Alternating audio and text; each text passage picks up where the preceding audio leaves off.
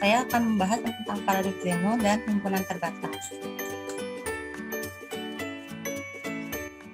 Paradoks Zeno. Nah, paradoks itu dalam bahasa Yunani itu memiliki arti pendapat yang bertentangan. Jadi, paradoks itu adalah sebuah pernyataan yang seolah-olah bertentangan atau berlawanan dengan asumsi umum, tetapi dalam kenyataannya itu mengandung sebuah kebenaran. Dan Zeno itu adalah seorang filsuf dari Yunani, dari tepatnya di kota Elea. Beliau lahir kurang lebih tahun 495 sebelum Masehi. Beliau menciptakan 40 paradoks, tapi kita hanya memiliki 11 paradoks, di mana 11 paradoks tersebut diabadikan dalam buku fisika Aristoteles. Nah, tapi di sini kita hanya akan membahas 2 paradoks terkenal dari Zeno. Yang pertama itu adalah paradoks dikotomi.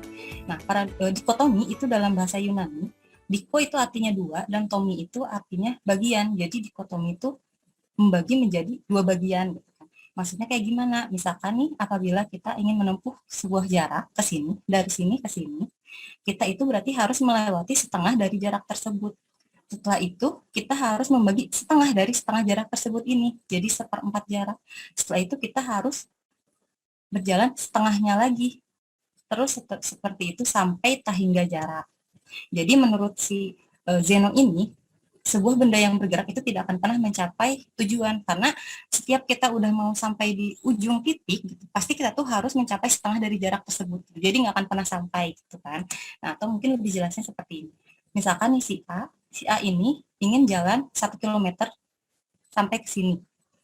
Berarti dia harus mencapai setengahnya dulu kan, atau 0,5 meter. Setelah itu dia harus mencapai setengahnya lagi. Jadi jika dijumlahkan menjadi 0,75, setelah itu dia harus mencapai setengahnya lagi, terus sampai tak hingga. Nah, dari sini, apabila kita lihat grafiknya, semakin lama, si jaraknya itu semakin mendekati ke 1. Tapi ini tuh nggak akan pernah benar-benar sampai 1, karena kan pasti selalu ada setengah dari jarak yang udah dekat itu. Berarti total jaraknya itu sama dengan setengah ditambah 1/4, ditambah 1/8, dan seterusnya. Atau mungkin kita bisa mempersingkat dengan Sn sama dengan 1 min dikurangi 1/2 pangkat N. Kok bisa jadi Sn sama dengan 1 min 1/2 pangkat N? Sekarang kita uraikan, misalkan Sn ini adalah total jarak. Sehingga setengah ditambah 1/4 dan seterusnya sampai 1/2 pangkat N. Setelah itu, karena kita ingin menyederhanakan bentuk ini, maka kita membutuhkan persamaan lain. Misalkan kita kalikan 2 pada kedua ruasnya, sehingga setengah dikali 2 menjadi 2/2, 1/4 dikali 2 menjadi 2/4, dan seterusnya. Nah, di sini kan 2/2 itu kan sama dengan 1 ya, dan 2/4 itu apabila disederhanakan menjadi setengah. 2/8 juga disederhanakan menjadi 1/4. Maka kita bisa mempersingkatnya menjadi 1 ditambah setengah 1/4 ditambah 1/8 dan seterusnya. Maka si ini tuh adalah Sn kan? Berarti 1 ditambah Sn dikurangi 1/2 pangkat N. Kenapa dikurangi 1/2 pangkat N? Karena di sini kita lihat 2/2 pangkat N itu kan sama aja kayak 2/2 pangkat 1 dikali 2 pangkat N min 1. Kita coret 2-nya sehingga menghasilkan 2/2 pangkat N min 1.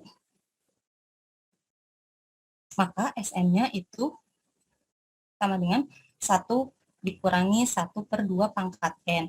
Nah, di mana si N ini apabila karena menuju tak hingga kan, jadi semakin besar si N-nya, maka hasilnya akan mendekati 0. Nah, kalau misalkan 1/2 pangkat N ini mendekati 0, maka hasilnya akan mendekati 1.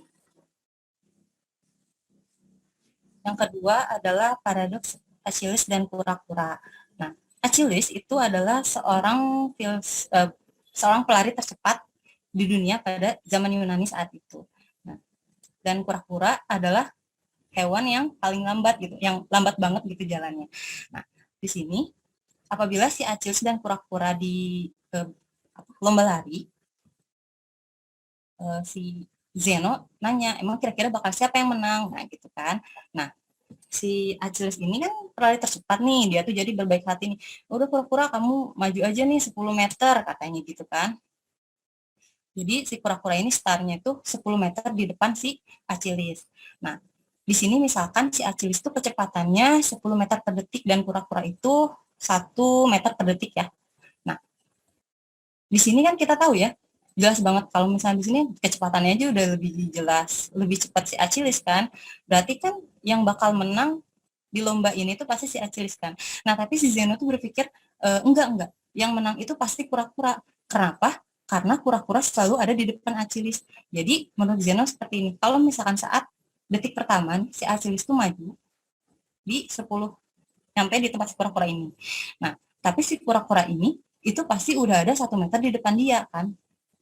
Dan sekarang kalau si Achilles maju lagi ke tempat si kura-kura ini pasti sudah ada 0,1 meter di depan dia. Terus aja kayak gitu, meskipun nanti jaraknya itu semakin sedikit, tapi si Achillesnya pasti selalu ada di belakang kura-kura. Jadi si kura-kura ini selalu menang.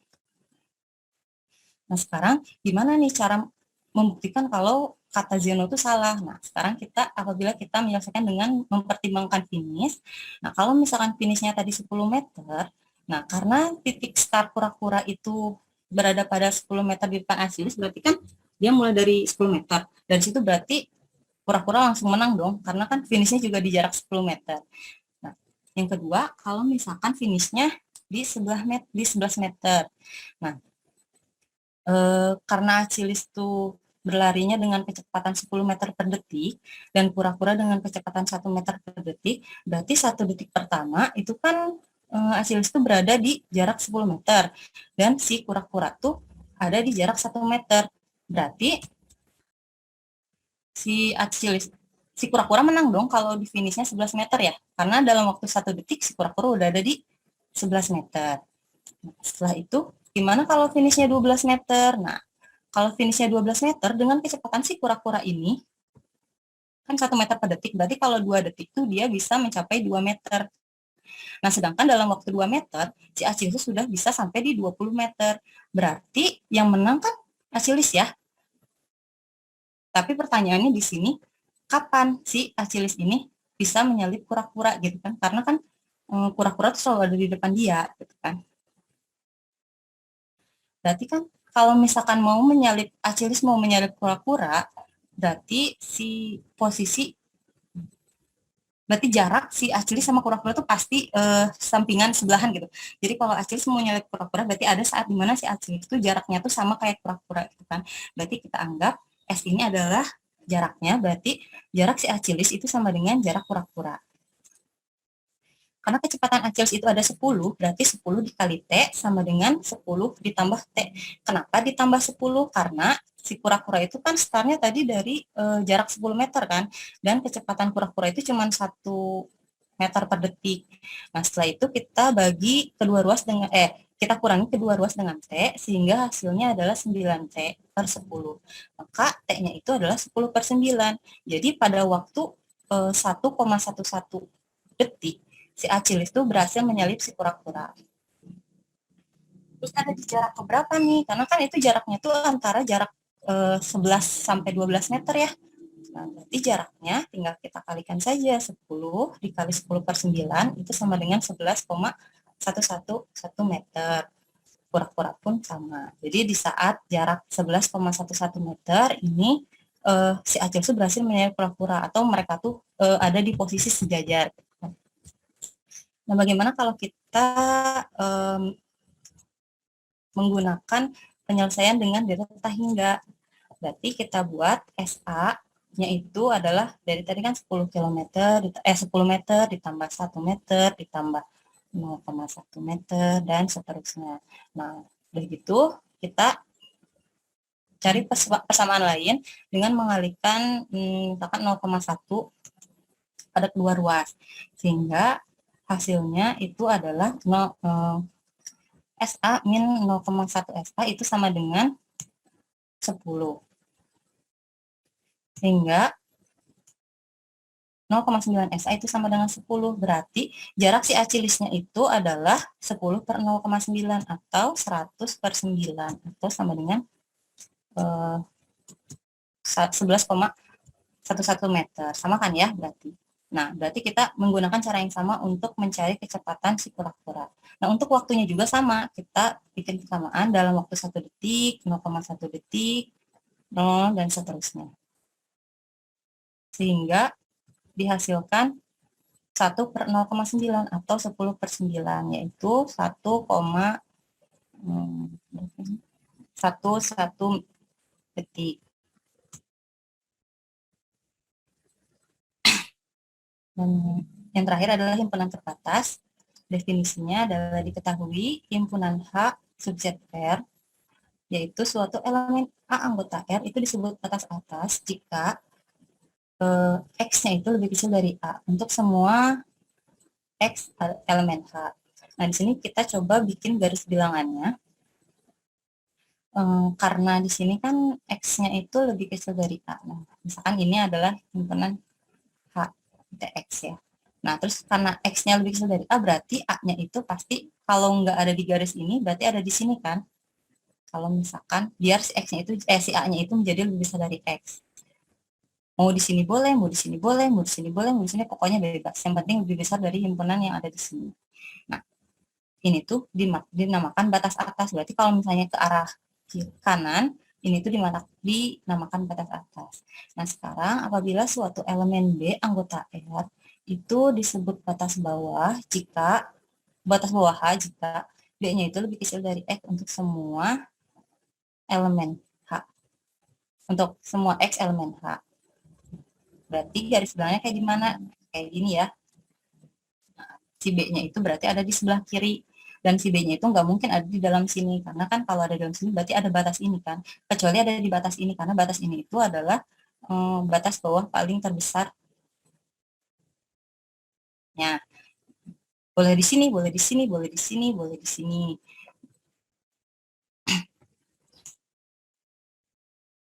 Jadi, suatu himpunan H itu dikatakan terbatas ke atas jika si H-nya ini mempunyai batas atas. Dan suatu himpunan H itu dikatakan terbatas ke bawah jika H-nya mempunyai batas bawah. Nah, kalau misalkan si himpunan H ini memiliki batas atas dan batas bawah, maka himpunan H tersebut dikatakan terbatas. Tapi kalau misalkan suatu himpunan itu dikatakan tidak terbatas, itu jika si H-nya itu tidak mempunyai paling tidak satu dari batas atas atau batas bawah. Jadi kalau misalkan ini nih terbatas ke atas atau terbatas ke bawah, ini bisa, secara umum ini tuh disebut dengan tidak terbatas gitu kan ya. Contoh, misalkan ada himpunan C, nah, di mana si anggota C ini di mana si C ini adalah elemen R dan C-nya itu kurang dari sama dengan 2. Kita bikin garis bilangannya dulu untuk memudahkan. Nah, karena C-nya kurang dari 2, berarti ke sana kan. Berarti di sini si A elemen R A-nya itu lebih besar dari 2. Boleh 2 nggak? Boleh kan, karena ada tanda sama dengan. Nah, terus udah gitu, boleh nggak kalau tidak? Boleh 3 juga kan, batas atas ya, tetap lebih besar dari himpunan ini gitu kan. Nah, sekarang B-nya nggak ada karena di sini adalah himpunan hingga misalkan terdapat B elemen R dan merupakan batas bawah dari R. Misalkan si B-nya ini adalah batas bawah dari R. Nah, untuk B lebih besar dari 2, kenapa B-nya lebih besar dari 2? Karena kan kita di sini nggak tahu ya kalau misalkan si B ini ada gitu kan. Kita umpamakan dari garis ini dulu. Nah, berarti B-nya itu lebih besar dari 2. Maka kalau misalkan si B-nya lebih besar dari 2, di sini tuh masih ada 0. Jadi si B-nya itu bukan yang terkecil gitu kan. Akibatnya si B itu bukan batas bawah. Nah, sekarang kalau untuk B-nya kurang dari sama dengan 2, maka terdapat si C-nya itu D dikurangi 1. Jadi misalkan kalau misalkan si B-nya itu mau 100, masih ada negatif 100, berarti masih ada negatif 101 gitu kan. Sehingga si B-nya itu nggak paling kecil gitu, tidak lebih kecil dari C gitu kan. Atau C-nya itu tidak lebih, ya pokoknya C itu lebih kecil dari B gitu kan. Nah, akibatnya si B itu bukan batas bawah. Maka permisalan ini kalau misalkan si B itu ada batasnya gitu kan, ini tuh salah gitu kan. Jadi himpunan C itu adalah himpunan terbatas ke atas atau kita bisa bilang himpunan tidak terbatas.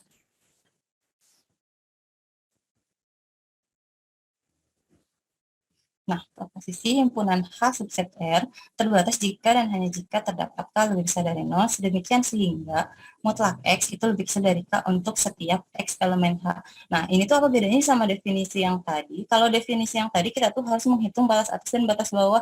Kalau ini kita cuma ngitung satu aja.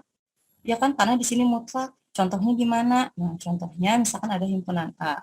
Himpunan A ini anggotanya itu adalah negatif 4, negatif 3, negatif 2, negatif 1, 0, 1, 2, dan 3. Nah, dari sini K-nya berapa? Nah, kalau misalnya kita pilih si batas setingginya 3, kira-kira benar nggak? Kalau menurut definisi ini. Belum tentu kan? Enggak kan? Karena kan di sini ada negatif 4. Kalau negatif 4 kita mutlakkan itu menjadi 4. Dan 4 itu lebih besar dari 3. Sehingga 3 ini bukan yang terbesar. Jadi sikanya itu adalah 4. Nah, sekarang contoh lain. Apabila misalkan anggotanya itu, anggota himpunan A itu ada 3, negatif 75, 1000, dan negatif 1/5. Nah, di sini berarti K-nya berapa? K-nya itu adalah 1000 karena 1000 itu lebih besar dari 3, lebih besar dari 75, dan lebih besar dari 1/5. Mungkin cukup sekian presentasi dari saya. Mohon maaf apabila banyak kekurangan. Wabillahi taufiq wal hidayah. Wassalamualaikum warahmatullahi wabarakatuh.